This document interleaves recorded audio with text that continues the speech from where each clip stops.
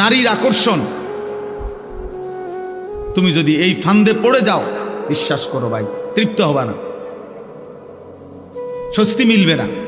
এটা তোমার সারাক্ষণ অস্থির বানায় রাখবে। তোমার শরীর নষ্ট হচ্ছে, হাত নষ্ট হইতেছে গুনার দ্বারা, লজ্জাস্থানের সক্ষমতা নষ্ট হইতেছে, যৌবনের শক্তি নষ্ট হইতেছে, কোমরের শক্তি চলে যাচ্ছে, দুইটা সাফা ভিতরে ঢুকে যাইতেছে, চোখ ভিতরে ঢুকে যাচ্ছে।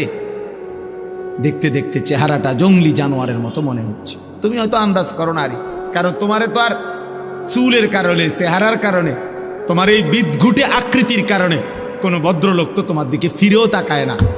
কেউ তোমারে বলবে, তোমার যে ডাকাইতের মতো চেহারা, তোমারে বলবে কে যে তোর এই অবস্থা কা, আর তুমি তো গারফাক দিবা, তুমি তো এমন গারফাক দিবা যে তোমার বাপেও তো তোমারে ডরায়, তোমার মাও তো তোমারে ভয় পায়, তো তোমারে আর ডাক দিব কে? তোমারে আর ডাক দিবে কে? এই জন্য তখন সবাই মেনে নেয়, যা নাফরমান, তার মতোতে চলো, যেটা মনে করে ডাক, ভিসা দিয়ে ফির তার কপালে। যার মা তাকে ছেড়ে দেয়, যার বাপ তাকে ছেড়ে দেয়, এবার সে আর কোথায় আশ্রয় যাবে? তারে ফিরাবে কে? তারে ডাকবে কে?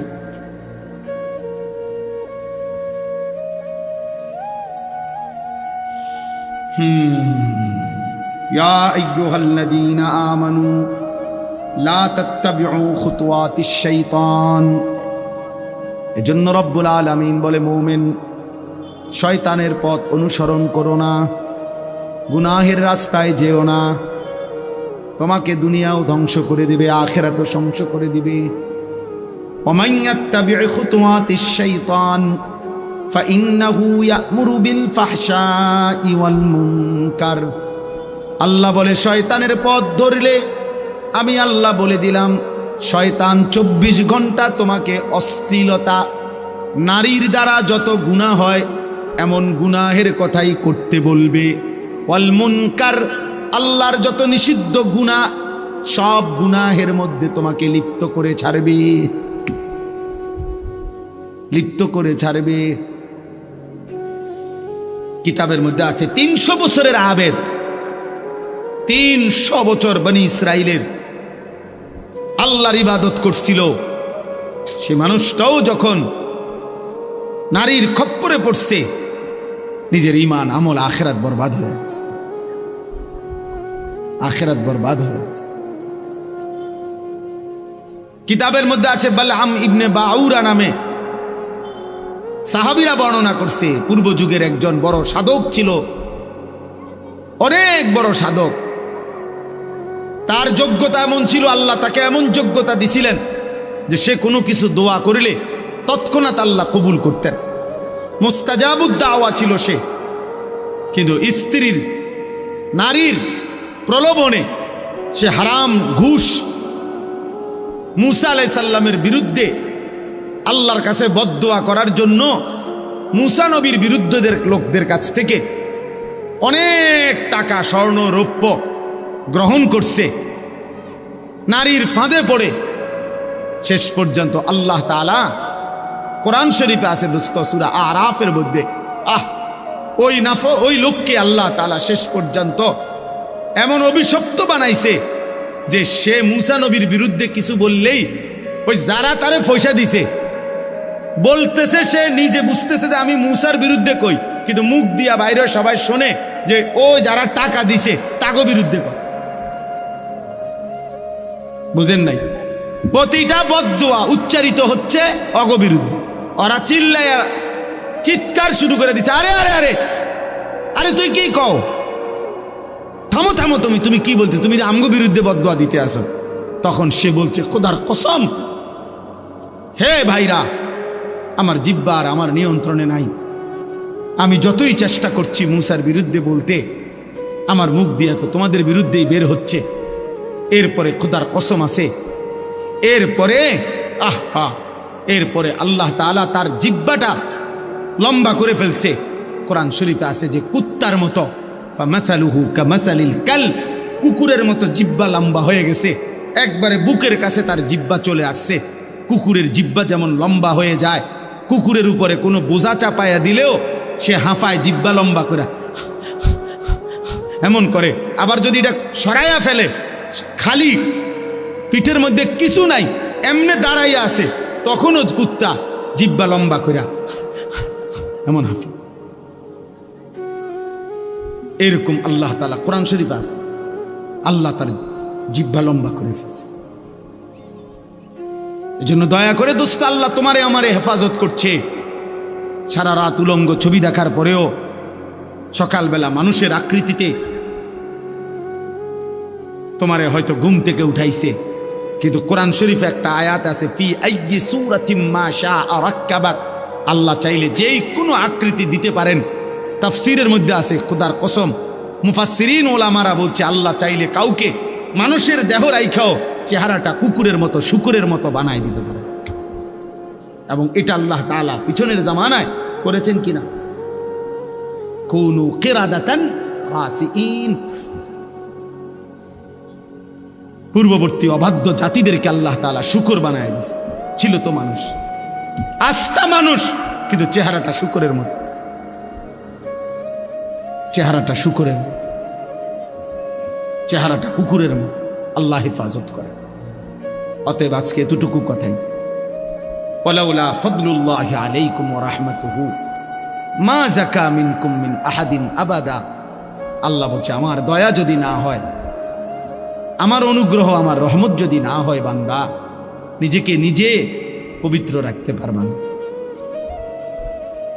নিজের পবিত্রতা নিজে রাখতে পারতা না, আমার দয়া হইতে হবে। আর আমার নাফরমানি করবা 24 ঘন্টা, আমি কেন তোমারে দয়া করব? আমি কেন তোমাকে দয়া করব বান্দা? এই জন্য দোস্ত, ভাত খাওয়ানো আর চরিত্রবান হওয়া এক কথা না। ভাত তো সবারই আল্লাহ খাওয়ায়, খানা তো আল্লাহ গরু ছাগল কুকুর বিড়াল রেও খাওয়ায়, শুকর রেও খাওয়ায়। দুনিয়া তো এগুলো সবাই ভোগ করে। যেন আল্লাহ বলছেন আমার দয়া না হলে কেউ নিজেকে পবিত্র করতে পারবে না, আর আমার নাফরমানি করলে আমার দয়া মিলবে না, দয়া মিলবে না। ওয়ালাকিন্নাল্লাহা ইউযাক্কি মান ইয়াশা।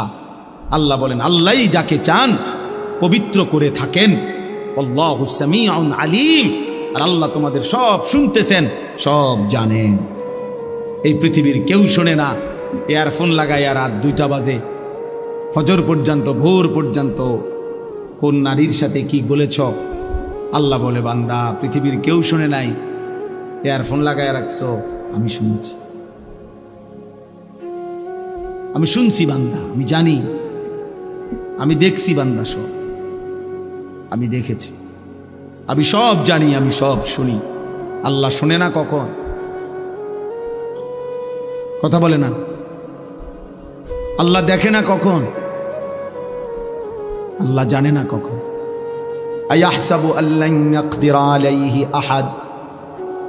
আল্লাহ বলে আমার বান্দাকে বলো না সে কি ভেবেছে তার উপরে কারো কোনো ক্ষমতা নাই, পরে জিজ্ঞেস করো। আল্লাহ বলে বান্দা তাকে জিজ্ঞেস করো তো, এত মিথ্যা, এত নাফরমানি, এত বেনামাজি জিন্দিগি, একটা সেজদাও সে যে দিচ্ছে না, সে কি মনে করেছে তার উপরে কারো কোনো ক্ষমতা নাই? কি ভেবেছেন বলেন? কারো ক্ষমতা নাই? কথা বলে না। আয়াহসাবু আল্লাম ইয়ারাহু আহাদ। আল্লাহ বলে আমার নাফরমান বান্দা কি ভেবেছে তাকে কেউ দেখে না?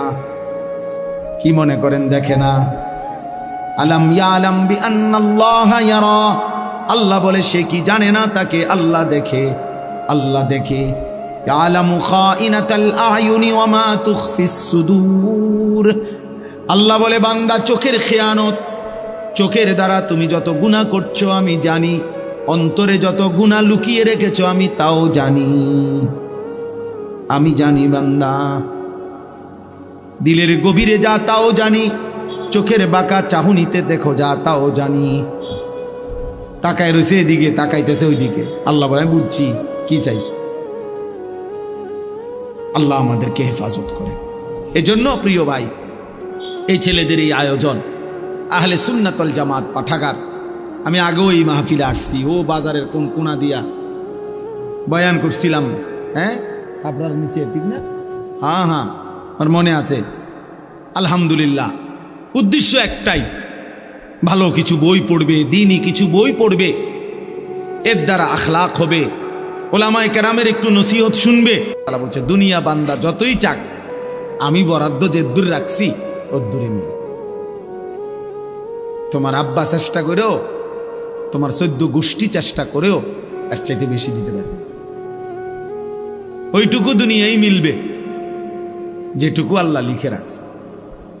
ফাঁকি দিয়া আখেরাতটা বরবাদ করে দিবে। যত নারী দেখছো অত নারী কোনো তোমার জীবনে মিলবে না। যত সম্পদের লোভ করছো, টাকার যত প্রয়োজন মনে করো, এত টাকা কোনো মিলবে না। এক একজনের মনের যত চাহিদা, যত কিছু আকাঙ্ক্ষা, সব আকাঙ্ক্ষা পূরণ হয় না। এটাই স্বাভাবিক। আরো ধনী হলো, আরো সম্পদশালী হলো, তাহলে লাভ হইল কি? আর আল্লাহকেও ভুলে গেলাম, আখেরাতকেও ভুলে গেলাম, আল্লাহর ইবাদতকেও ভুলে গেলাম। এখান দিয়ে মনের ইচ্ছা মতো তো সব পাইলাম না, আমার চাহিদা মতো তো সব মিলল না। দুনিয়া তো আমার ওইটুকুই মিলল যেটুকু আল্লাহ লিখে রাখছে। আজ্জালনা লাহু ফিহা মা নাশাউ লিমান নুরিদু। আল্লাহ বলছে যতজন দুনিয়া চায় আমি সকলকে দুনিয়া দেই না, আমি যে কয়জনকে চাই ওই কয়জনকে দেই। এবং যতজন দুনিয়া যেটুকু চায় আমি অতটুকু দেই না, আমি আল্লাহ যেটুক চাই অতটুকু দেই। কিন্তু সুম্মা জাআলনা লাহু জাহান্নাম। প্রত্যেক দুনিয়া লুভিকে দেখেন, ওই যে ওদের মোবাইল দেখেন, এদের মানে মেন ব্যস্ততা হলো মোবাইলটা। এটারে একবার আলগি দিয়া ধরে, একবার উঁচা করে ধরে, একবার নিচা করে ধরে, একবার ডান দিকে নেয়, একবার বাম দিকে নেয়। মানে হুজুরের যদি আরো বাপ হয়েও বলে, হ্যাঁ ফিকির হলো মোবাইলটা, এইটার মধ্যে উঠাবে, রেকর্ড করবে, কেউরে দেখাবে। এই কারে বলে, কি জন্য বলে, কোনো ফিকির নেই।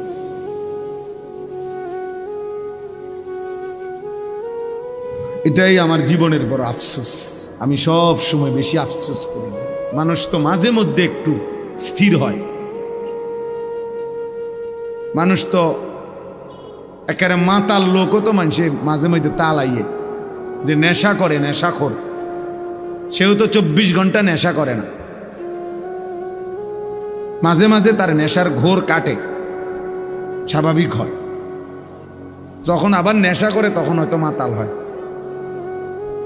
কিন্তু নেশা মুক্ত অবস্থায় তো কিছু সময় স্থির থাকে।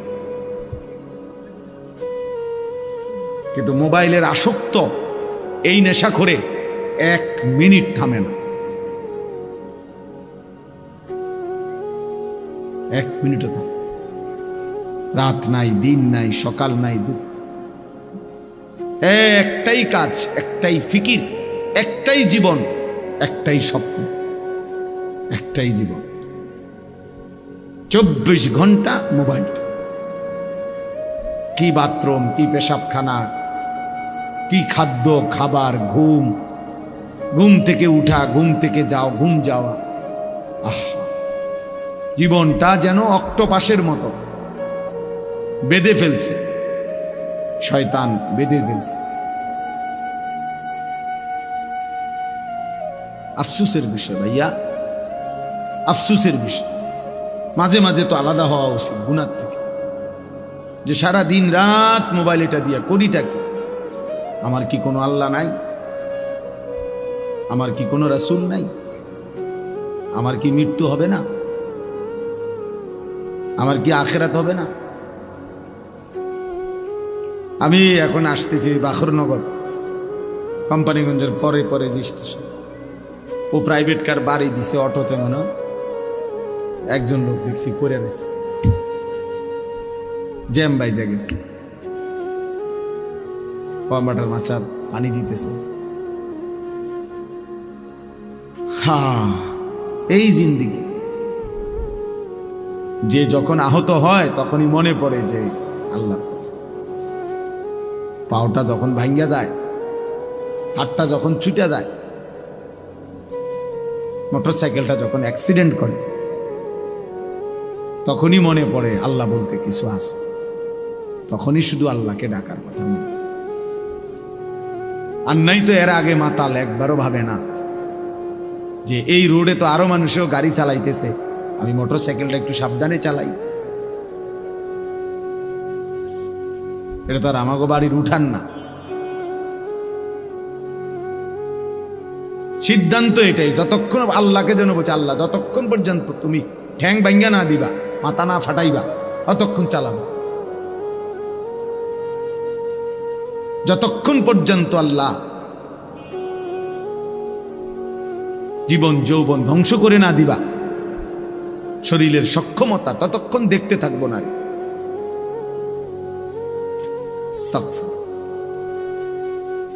এজন্য দোস্ত এটা ভাবা উচিত, বাবারাও ভাবা উচিত, সবাই আমরা ভাবা উচিত। 24 ঘন্টা দুই জিনিস আমাদের বিরুদ্ধে লেগে থাকে, এক হলো আমাদের মনের চাহিদা নফস, আরেক হলো শয়তান। বাহিরে থেকে শয়তান, ভেতরে থেকে নফস, এই দুই শত্রু আল্লাহ আমাদের বিরুদ্ধে লাগায় রাখছে। আর বলছেন এই দুই শত্রুকে পরাজিত করে তোমাকে বিজয়ী হইতে হবে।